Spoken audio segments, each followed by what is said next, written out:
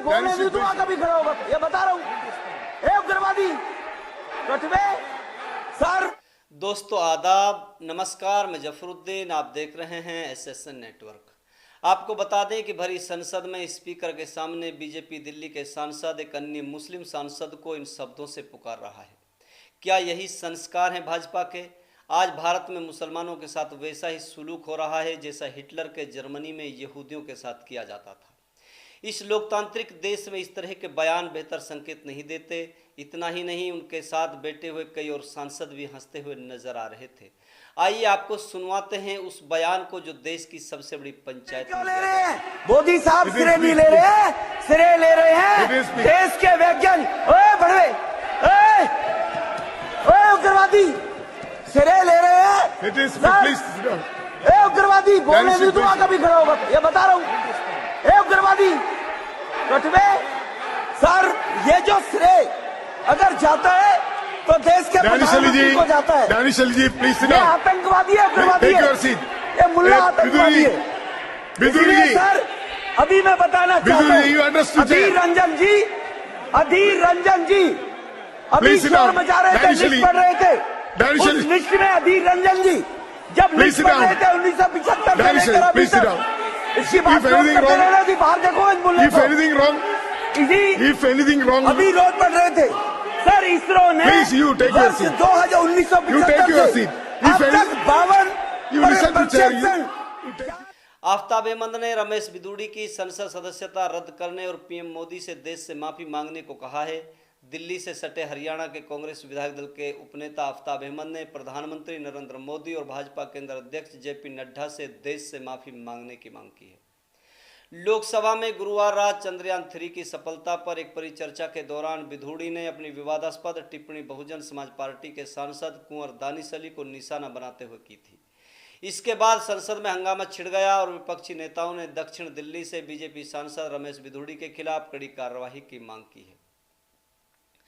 हरियाणा के नूंह विधायक आफ्ताब अहमद ने पत्रकारों से बातचीत में कहा कि देश की सबसे बड़ी पंचायत में भाजपाई सांसद रमेश बिधूड़ी की भाषा अमर्यादित, असंवैधानिक और अस्वीकार्य है, जिसकी जितनी मजम्मत की जाए वो कम है।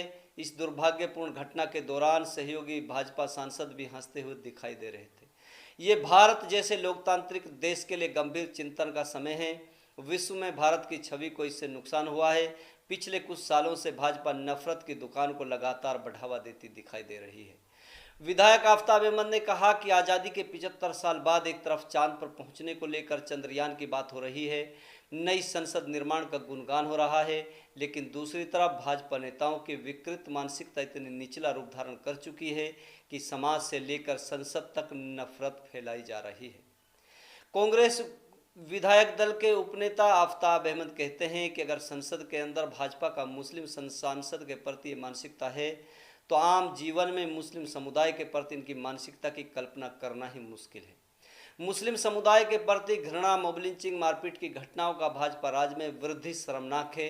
वहीं विधायक आफ्ताब अहमद ने कहा कि भाजपा की हरियाणा सरकार कांग्रेस के विधायक मामन खान की विधानसभा में उस टिप्पणी को तो आधार बनाकर जेल भेज देती है जिसमें कोई गैर कानूनी बात नहीं थी, बल्कि अपने इलाके की मांग उठाई थी। लेकिन अब रमेश बिधूड़ी सांसद के मामले में कोई सख्त कार्रवाई होती हुई नजर नहीं आ रही है। विधायक आफ्ताब अहमद ने कहा कि भाजपा के शीर्ष नेताओं की मानसिकता अल्पसंख्यक समुदाय के प्रति सकारात्मक नहीं है। उन्हें कड़ा संज्ञान लेने की जरूरत है, अन्यथा इससे सामाजिक ढांचे को गहरा नुकसान पहुंचेगा। समाज के लिए एक नकारात्मक संदेश है। देखते रहिए आपका अपना भरोसेमंद यूट्यूब चैनल एसएसएन नेटवर्क। सबसे पहले मैं कहूँगा, हम आज़ादी का 75वां साल में एक नई सांसद में पहली ही सिटिंग में भारतीय जनता पार्टी के सांसद की भाषा अमर्यादित, अशोभनीय या असंवैधानिक, एक साथी सांसद के लिए सांसद में इस तरह की भाषा का कहना अपने आप में संसदीय प्रणाली को शर्मसार तो करता है, उससे ज़्यादा इस व्यवहार के लिए बाहर तो सांसद से बाहर तो अल्पसंख्यक मुस्लिमों के लिए हर रोज गालियां, हर रोज मार पिटाई, हर रोज लिंचिंग, हर रोज उनके साथ जो है इस तरह की घटनाएं तो सुनी थी, लेकिन पहली बार अब ये चीज़ें पार्लियामेंट के सदन के अंदर हो रही हैं, सांसद में हो रही हैं, ये अपने आप में है। और इसके लिए मैं कहता हूँ, हमारे तो एक विधायक साथी ने, मामन खान ने, विधानसभा में अपने इलाके की मांग रखी थी, ना उन्होंने किसी के प्रति अपशब्द कहे थे, ना किसी के प्रति करा था। उनको तो जेल में डाल दिया बीजेपी सरकार ने। और यहाँ सांसद जो है उसके खिलाफ प्रधानमंत्री जी ने क्या देश से माफ़ी मांगी?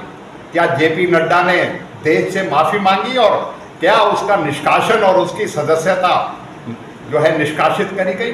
हम मांग करते हैं कि अगर संसदीय प्रणाली में लोगों का यकीन रखना है तो लोकसभा में की गई ऐसे सांसद की सदस्यता निरस्त हो और उनके खिलाफ सख्त से सख्त जो है पार्टी भी और प्रधानमंत्री भी उनके कड़े से कड़े शब्दों में निंदा करें, देश के सामने इस ऐसे करने वालों के खिलाफ एक इस तरह का मिसाल पेश करें जिससे लोगों में विश्वास जगे। नहीं तो विश्वास का जो है उसका तो मैं समझता हूं कि अगर इस तरह का सांसद में होने लगा तो बाहर तो हो ही रहा था, फिर मैं समझता हूं संसदीय प्रणाली का कोई मतलब नहीं। इस सांसद की बातों को लेकर के इस तरह की बयानबाजी उनके सामने है।